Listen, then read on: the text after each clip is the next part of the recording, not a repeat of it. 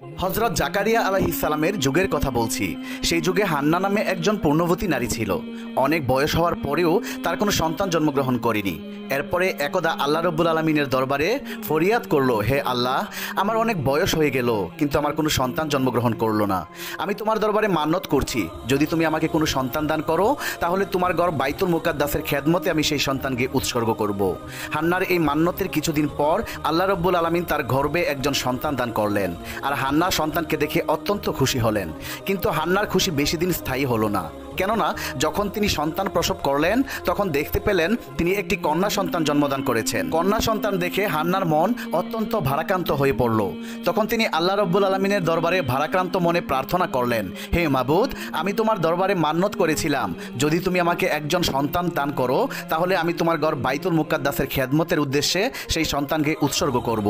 কিন্তু একই, আমি তো একজন কন্যা সন্তান জন্মদান করেছি, এই কন্যা সন্তানকে আমি কিভাবে তোমার ঘর বাইতুল মুকাদ্দাসের খেদমতের জন্য উৎসর্গ করব? আর বাইতুল মুকাদ্দাসের কর্তৃপক্ষ কন্যা সন্তানকে খেদমতের জন্য গ্রহণ করতে চাইবে না। হান্নার এই ভারাক্রান্ত প্রার্থনা শুনে আল্লাহ রব্বুল আলামিন তৎক্ষণাৎ তাকে জানিয়ে দিলেন, হে হান্না, তুমি হয়তো একটি কন্যা সন্তান জন্মদান করে অত্যন্ত ভারাক্রান্ত হয়ে পড়েছ। তুমি চেয়েছিলে একটি পুত্র সন্তান জন্মদান করতে, কিন্তু তুমি জেনে রাখো যে কন্যাটি তুমি জন্মদান করেছ এটি সাধারণ কোনো কন্যা সন্তান নয়। পৃথিবীতে অনেক পুরুষের চাইতে এই কন্যা সন্তানের মর্যাদা অফুরন্ত অপরিসীম। আর তুমি যে চিন্তা করছো বাইতুল মুকাদ্দাসের কর্তৃপক্ষ তাকে খেদমতের জন্য গ্রহণ করবে কিনা, সে ব্যাপারেও তুমি কোনো চিন্তা করিও না। তুমি তোমার কন্যাটিকে লালন পালন করো, যখন সে উপযুক্ত বয়সে উপনীত হবে তখন তুমি তাকে বাইতুল মুকাদ্দাসের খেদমতে উৎসর্গিত করার জন্য নিয়ে যেও, আমি তাকে গ্রহণ করব। আল্লাহ রব্বুল আলমিনের পক্ষ থেকে এই সান্ত্বনা বাণী শুনে হান্না নিশ্চিত হলেন। অতঃপর তিনি তার কন্যা সন্তানের নাম রাখলেন মরিয়ম এবং আল্লাহ রব্বুল আলমিনের দরবারে তিনি দোয়া করলেন, হে আল্লাহ, মরিয়মকে এবং তার ভবিষ্যৎ বংশধরদেরকে তুমি কবুল করে নিও এবং তাদেরকে শয়তানের ধোঁকা থেকে হেফাজত করিও। এরপর হান্না মরিয়মকে 7 বছর পর্যন্ত প্রতিপালন করেন। সেই যুগে বাইতুল মুকাদ্দাসের ইমাম ছিলেন হযরত জাকারিয়া আলাইহিস সালাম। মরিয়ম আলাইহিস সালাম যখন 7 বছর বয়সে উপনীত হলেন তখন তার মা হান্না জাকারিয়া আলাইহিস সালামের কাছে এনে তাকে বললেন, হে আল্লাহর নবী, আমি মান্যত করেছিলাম আল্লাহ যদি আমাকে কোনো সন্তান দান করেন আমি সেই সন্তানটিকে আল্লাহর ঘরের খেদমতে উৎসর্গ করব। কিন্তু দুর্ভাগ্যবশত আমি একটি কন্যা সন্তান জন্মদান করেছিলাম। আমি সেই সন্তানটিকে 7 বছর পর্যন্ত লালন পালন করলাম। এখন আমি আমার মান্যত পূরণ করার জন্য এই সন্তানটিকে আপনার হাতে তুলে দিতে এসেছি। আপনি মেহেরবানি করে একে কবুল করুন এবং আল্লাহর ঘরের খেদমতের সুযোগ করে দিন। হযরত জাকারিয়া আলাইহিস সালাম হান্নার আবেদনের পরিপ্রেক্ষিতে বাইতুল মুকাদ্দাসের সকল খাদেমদেরকে ডেকে বললেন, আপনাদের মধ্যে কে আছেন যে মেয়েটির লালন পালনের দায়িত্ব গ্রহণ করবেন? বাইতুল মুকাদ্দাসের খাদেমরা মরিয়ম আলাইহিস সালামের ললাটে এক প্রকার স্বর্গীয় নূরের জ্যোতি দেখতে পেল। তারা প্রত্যেকেই তাকে লালন পালনের দায়িত্ব গ্রহণ করার জন্য বেকুল হয়ে উঠল। হযরত জাকারিয়া আলাইহিস সালামের মনেও তাকে লালন পালনের একটি সুপ্ত বাসনা ছিল। যেহেতু মরিয়মের খালা ছিল তার স্ত্রী, তিনি বাইতুল মুকাদ্দাসের খাদেমদেরকে যুক্তি দিয়ে বললেন, আপনারা শুনুন, এই মেয়েটিকে লালন পালন করার সবচাইতে উপযুক্ত ব্যক্তি হলাম আমি, যেহেতু তার খালা আমার স্ত্রী। কিন্তু বাইতুল মুকাদ্দাসের খাদেমরা জাকারিয়া আলাইহিস সালামের এই প্রস্তাবকে নাকচ করে দিয়ে বললেন, হে জাকারিয়া, আমাদের প্রত্যেকের মনেই এই মেয়েটিকে লালন পালনের বাসনা রয়েছে, অতএব তার খালা তোমার ঘরে আছে, এই যুক্তি দেখিয়ে তাকে তুমি লালন পালনের দায়িত্ব গ্রহণ করতে পারো না। জাকারিয়া আলাইহিস সালাম দেখলেন সকলের দায়িত্ব গ্রহণে আগ্রহ প্রকাশ করছে, এমত অবস্থায় একটি জটিলতার সৃষ্টি হয়েছে। তাই তিনি বাধ্য হয়ে বাইতুল মুকাদ্দাসের খাদেমদেরকে বললেন, দেখুন, আমরা সকলেই চাচ্ছি এই মেয়েটিকে লালন পালন করব। আমার মনে হয় যদি আমরা এই বিষয়টিকে আল্লাহ রব্বুল আলমিনের উপর ন্যস্ত করি তাহলেই ভালো হবে। তিনি আমাদের মধ্যে ফয়সালা করে দিবেন কে মরিয়মকে লালন পালন করবেন। অতএব আসুন আমরা সকলেই একটি লটারির ব্যবস্থা করি। আমরা যে কলম দিয়ে তাওরাত কিতাব লিপিবদ্ধ করি সেগুলিকে আমরা পানিবর্তী গামলার মধ্যে রাখব। যার কলম ডুবে যাবে সে মরিয়মকে লালন পালনের দায়িত্ব গ্রহণ করতে পারবে না, আর যার কলম সেই পানিতে ভেসে থাকবে সেই মরিয়মকে লালন পালনের দায়িত্ব গ্রহণ করবে। বাইতুল মুকাদ্দাসের সকল খাদেমরা জাকারিয়া আলাইহিস সালামের এই কথায় একমত পোষণ করলেন। অতঃপর তাদের সামনে একটি পানিবর্তী গামলা নিয়ে আসা হলো। অতঃপর পালাক্রমে এক একজন করে সেই গামলায় তাদের কলমগুলি রাখতে লাগলো। সকলের কলমগুলো সে পানিতে ডুবে যেতে লাগলো। অবশেষে হযরত জাকারিয়া আলাইহিস সালাম গামলায় তার কলমটি রাখলেন।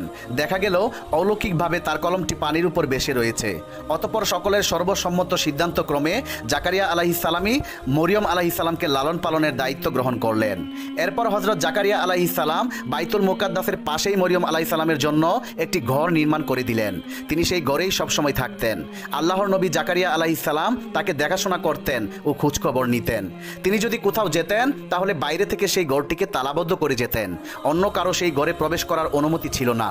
একবার হযরত জাকারিয়া আলাইহিস সালাম মরিয়ম আলাইহিস সালামকে একা রেখে সেই ঘরকে তালাবদ্ধ করে কোথাও চলে গেলেন।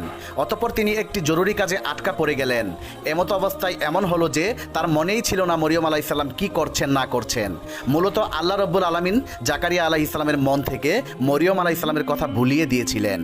এর মাধ্যমে আল্লাহ চাচ্ছিলেন একটি অলৌকিক ঘটনাকে প্রকাশ করবেন। 4 দিন পরে হঠাৎ জাকারিয়া আলাইহিস সালামের মনে পড়ে গেল যে তিনি মরিয়মকে ঘরের মধ্যে তালাবদ্ধ করে রেখে চলে এসেছেন। এরপর তিনি আফসোস করে বলতে লাগলেন, হায় আল্লাহ, আমি কি করেছি? সেই মেয়েটি না জানি 4 দিন যাবৎ কি খাচ্ছে এবং একা একা সেই ঘরের মধ্যে কিভাবে তার দিনগুলি অতিবাহিত করছে। তার কথা স্মরণ হতেই জাকারিয়া আলাইহিস সালাম যত দ্রুত সম্ভব বাইতুল মুকাদ্দাসে ফিরে আসলেন।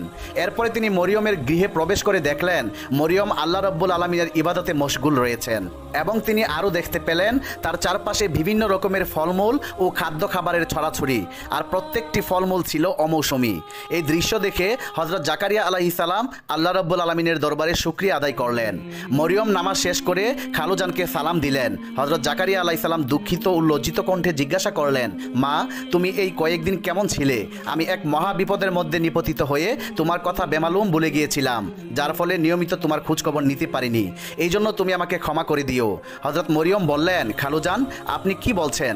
আমি কিছুই বুঝতে পারছি না। আপনি তো ভোরবেলা আমাকে ঘরে রেখে গিয়েছিলেন, এখন দুপুর না হতেই আমাকে জিজ্ঞাসা করছেন আমি কয়েকদিন কেমন ছিলাম? মাত্র একদিনই তো হলো যে আমি এই ঘরে অবস্থান করছিলাম। হযরত জাকারিয়া আলাইহিস সালাম মরিয়ম আলাইহিস সালামের কথা শুনে অত্যন্ত অবাক হয়ে গেলেন। এরপরে জাকারিয়া আলাইহিস সালাম তাকে জিজ্ঞাসা করলেন, মা, তোমার পাশে যে বাহারি ফলমূল ও খাদ্যের সমারোহ, এগুলো তুমি কোথা থেকে পেলে? হযরত মরিয়ম বললেন, খালুজান, যে আল্লাহ আপনাকে আমার কথা ভুলিয়ে দিয়েছিলেন সে আল্লাহ রাব্বুল আলামিনের পক্ষ থেকেই আমার কাছে খাদ্যগুলি এসেছে। জাকারিয়া আলাইহিস সালাম বললেন, হে মরিয়ম, তোমার প্রতি আল্লাহ রাব্বুল আলামিনের অফুরন্ত নিয়ামত রয়েছে, তুমি আল্লাহর ইবাদত বন্দেগী করে যাও। একদিন তিনি তোমাকে এমন সম্মানিত করবেন যেটা সমগ্র দুনিয়ার জন্য একটি দৃষ্টান্ত হয়ে থাকবে। এভাবেই হযরত মরিয়ম আলাইহিস সালাম বড় হয়ে উঠলেন এবং একসময় তিনি ঋতুবতী হলেন।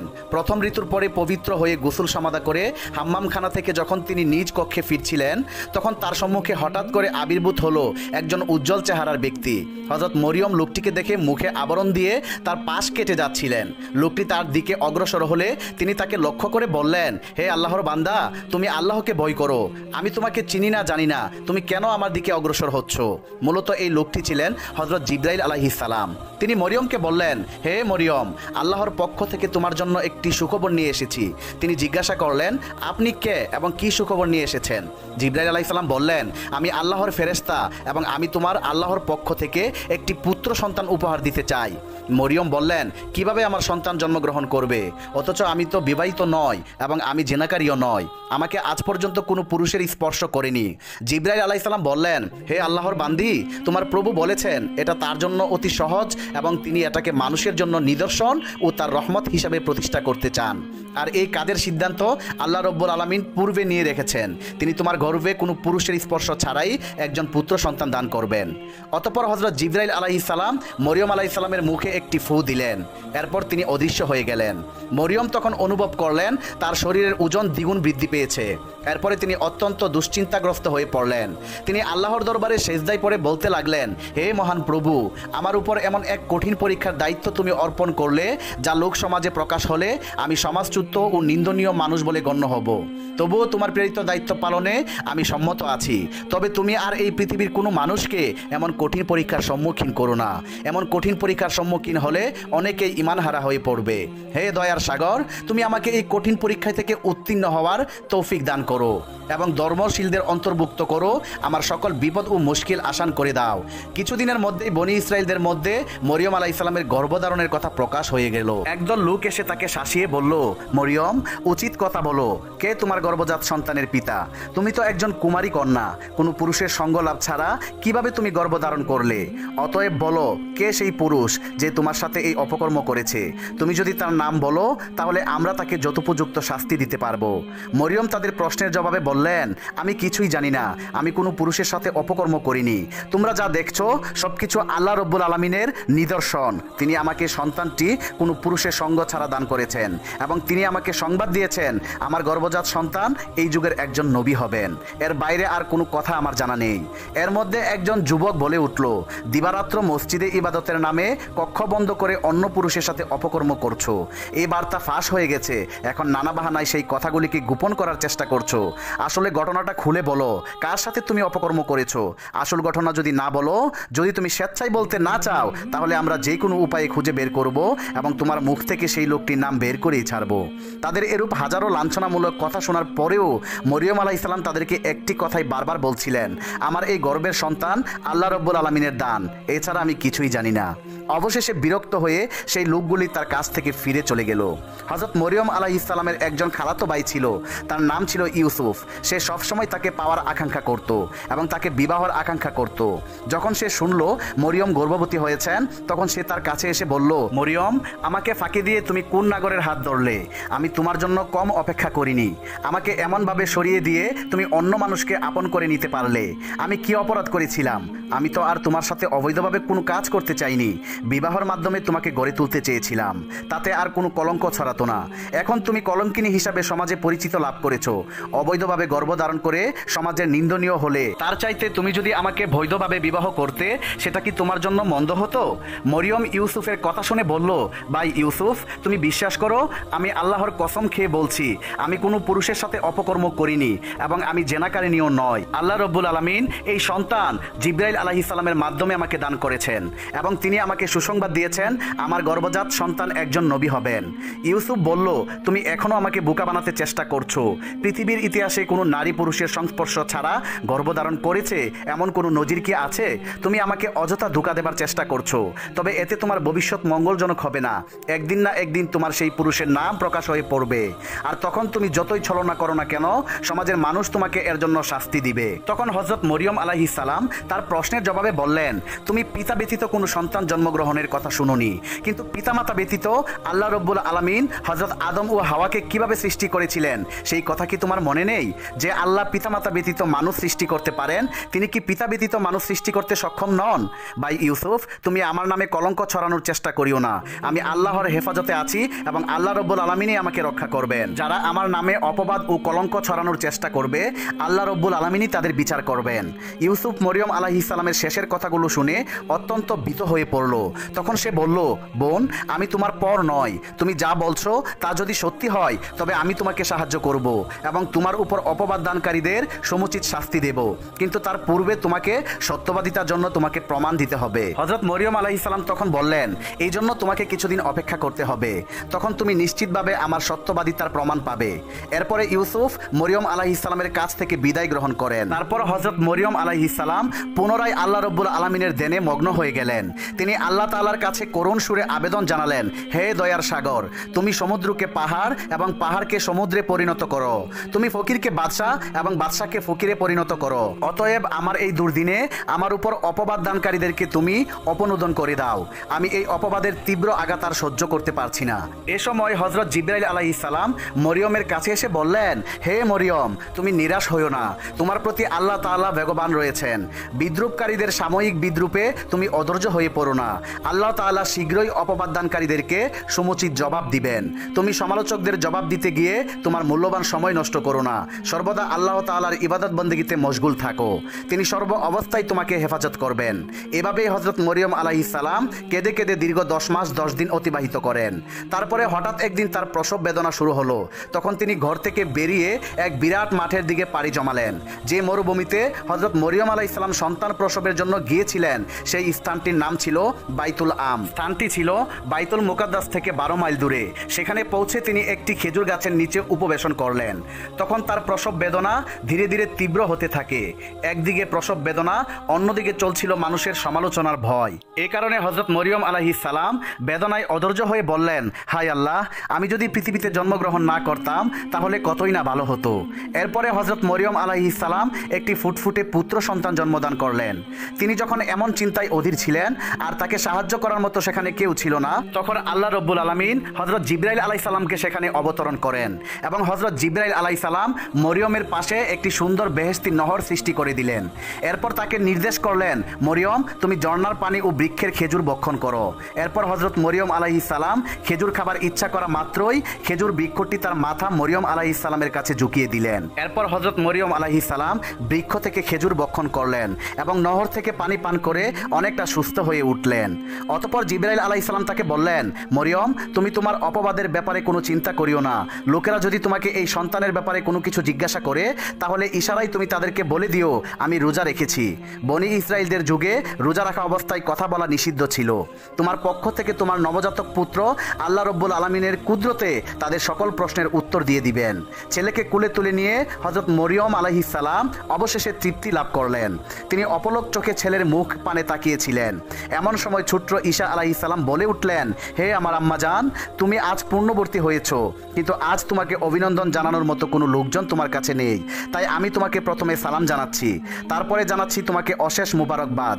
তুমি আমার অন্তর নিঃসৃত সালাম গ্রহণ করো। হযরত মরিয়ম আলাইহিস সালাম নবজাতকের মুখে এসব অলৌকিক কথা শুনে অবাক হয়ে গেলেন। তিনি তার মুখ থেকে এরকম কথা শুনবেন তা কল্পনাও করতে পারেননি। এরপরে তিনি আল্লাহ রব্বুল আলামিনের দরবারে লাখো কোটি শুকরিয়া আদায় করলেন। অতঃপর হযরত মরিয়ম আলাইহিস সালাম নবজাতক সন্তানকে কুলে তুলে বাইতুল মুকাদ্দাসের দিকে রওনা হলেন। দীর্ঘ সময় পর তিনি সেখানে এসে পৌঁছালেন। বনি ইসরাইলের লোকেরা খবর পেয়ে সেখানে গিয়ে পৌঁছালো এবং তার কাছে বীর জমালো। তখন তারা তাকে প্রশ্ন করলো, মরিয়ম, বলো তো, বিবাহ ছাড়া একজন কুমারী নারী হয়ে তুমি কিভাবে সন্তানটির জন্ম দিয়েছো? মরিয়ম আলাইহিস সালাম ইশারায় তাদেরকে বুঝিয়ে দিল, আমি রোজা রেখেছি, অতএব আমার কথা বলা নিষিদ্ধ। তোমরা যদি কোনো কিছু জানতে চাও তাহলে আমার এই নবজাতক সন্তানের কাছে জিজ্ঞাসা করো, সেই তোমাদের সকল প্রশ্নের উত্তর দিয়ে দিবে। তখন তারা বলল, আহারে মরিয়ম, অবৈধ সন্তানের গোপনীয়তা প্রকাশ হয়ে যাবে এই ভয়ে তুমি রোজা রেখেছো, আর এখন আমাদেরকে বলছো একজন নবজাতকের সাথে কথা বলতে। আমাদের সাথে বন্ডামি করার জায়গা পাও না। নবজাতক কি কখনো কথা বলতে শিখেছে? সে কিভাবে আমাদের প্রশ্নের উত্তর দিবে? এগুলো ধোঁকাবাজি কথা। এই ধরনের বাহানা করে আসল ঘটনা গোপন করতে পারবে না তুমি মরিয়ম। আজ হোক কাল হোক সত্য ঘটনা একদিন প্রকাশ হয়ে যাবেই। এর মধ্যে আবার কেউ কেউ বলে উঠল, আচ্ছা চলো না আমরা তার ছেলের কাছে প্রশ্ন করেই দেখি। এ বলে সবাই হাসাহাসি শুরু করে দিল।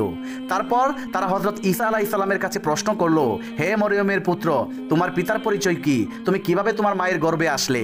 তখন হযরত ঈসা আলাইহিস সালাম আল্লাহর কুদরতে বলে উঠলেন, আমি আল্লাহর বান্দা, তিনি আমাকে কিতাব দান করেছেন এবং নবী বানিয়েছেন, আর আমি যেখানেই থাকি না কেন আমাকে বরকত দান করেছেন। তিনি আমাকে আজীবন নামাজের আদেশ দিয়েছেন। যেদিন আমার জন্ম হয়েছে সেদিন আমার মৃত্যু হবে, এবং যেদিন আমাকে আবার পুনরায় জীবিত করা হবে সেদিন পর্যন্ত আমার উপর আল্লাহ তাআলার সালাম ও রহমত বজায় থাকবে। তোমরা আমার দাওয়াত কবুল করার জন্য প্রস্তুত হও, আমি শীঘ্রই তোমাদের মাঝে দাওয়াত পৌঁছে দেব। বনি ইসরাইলরা নবজাতকের মুখে সমস্ত কথাবার্তা শুনে হতভম্ব হয়ে গেল। কিছুক্ষণ পূর্বে যে শিশুর জন্ম হলো মাত্র, সেই শিশু কিভাবে কথা বলছে? এটা তো এক নজিরবিহীন ঘটনা। কারো মুখ থেকে আর কোনো শব্দ বের হলো না। মুহূর্তে ঘটনাটি সর্বত্র ছড়িয়ে পড়লো। অসংখ্য মানুষ এই দৃশ্য দেখার জন্য সেখানে জমায়েত হলো। লোকজন হযরত ঈসা আলাইহিস সালামের কাছে গেলে তিনি তাওরাত কিতাব থেকে তাদেরকে পাঠ করে শুনিয়ে দিলেন। নবজাতকের মুখে এসব কথাবার্তা শুনে সকলেই তাদের ভুল বুঝতে পারলো এবং তারা সকলেই হযরত মরিয়ম আলাইহিস সালামের কাছে ক্ষমা চাইলো। প্রিয় দর্শক, এই ছিল হযরত ঈসা আলাইহিস সালামের জন্ম কাহিনী। আল্লাহ রব্বুল আলামিন আমাদেরকে এই কাহিনী থেকে শিক্ষা লাভ করে খাঁটি মুমিন হওয়ার তৌফিক দান করুক। সকলেই কমেন্টে লিখুন আমিন। বন্ধুরা, আমাদের ভিডিওটি যদি আপনাদের কাছে ভালো লেগে থাকে তাহলে এক্ষুনি আমাদের চ্যানেলটি সাবস্ক্রাইব করে পাশে থাকা বেল আইকনটি প্রেস করে দিন। তাহলে দেখা হবে আবার নতুন কোনো ভিডিওতে। সেই পর্যন্ত সবাই ভালো থাকুন, সুস্থ থাকুন। আল্লাহ হাফেজ।